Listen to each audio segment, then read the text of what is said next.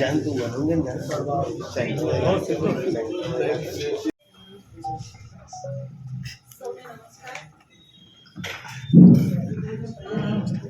माननीय अध्यक्ष श्री શાળાઓમાં આધુનિક ઇન્ફ્રાસ્ટ્રક્ચર સજ્જ કરવા માટે કરવામાં આવશે।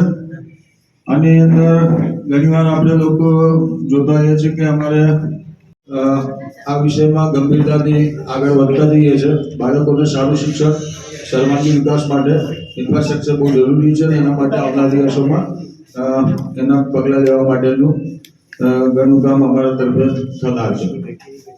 સભ્યશ્રીઓ તેમજ અત્રે પ્રધારેલો પ્રિન્ટ મીડિયા અને ઓનલાઈન મીડિયા અને પ્રેસ મીડિયાના પત્રકારશ્રીઓ આજ રોજ નગર પ્રાથમિક શિક્ષણ સમિતિનું વડોદરાનું સને 25-26ના નાણાકીય વર્ષનું આ વર્ષે એક નવો એવો નિર્ણય અમારા તરફે અમારી સમિતિને સમગ્ર ટીમના સર્વાનુમતે એવું કરવામાં આવ્યો છે કે 5મા ધોરણના બાળકોને પણ આવી એક શૈક્ષણિક કીટ એમને જે ઉંમર પ્રમાણમાં મોટી જોઈતી હોય છે એવી બી મળે એના માટે આપણે સ્વાભાવિક છે।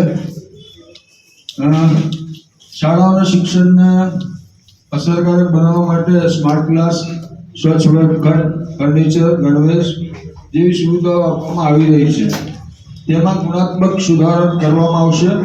આ ઉપરાંત અત્યાર સુધી માત્ર આપણે નવીન પ્રવેશ વડોદરા શહેરમાં કાર્યરત સમિતિની શાળાઓનો બહોળો પ્રચાર કરવામાં આવશે, જેનાથી વિદ્યાર્થીઓની સંખ્યામાં અમદાવાદથી આવનાર દિવસમાં 55,000ની સંખ્યાનો અમારો એક ટાર્ગેટ છે કે 55,000 લગી આ સંખ્યા પહોંચે, એથી વધે અને મહત્તમ સંખ્યાઓમાં અમે એને લઈ જવા માંગીએ છીએ। સારું શિક્ષણ આપીએ છીએ।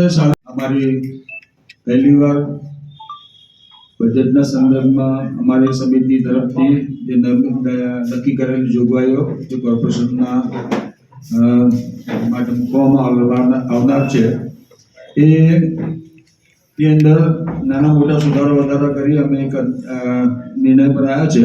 એ નિર્ણય પ્રમાણે નગર પ્રાથમિક શિક્ષણ સમિતિ સંચાલિત તમામ શાળાઓ ગુણવત્તાયુક્ત શિક્ષણ અને વિદ્યાર્થીઓની સંખ્યામાં વધારો થાય તેમજ વડોદરા શહેરના તમામ જરૂરિયાતમંદ વિદ્યાર્થીઓને વર્ષના અંદાજપત્રમાં જાહેર શિક્ષણના સદરે જોગવાઈ કરવા માટે સમગ્ર સભાને મંજૂર કરવા માટે ભલામણ કરે છે।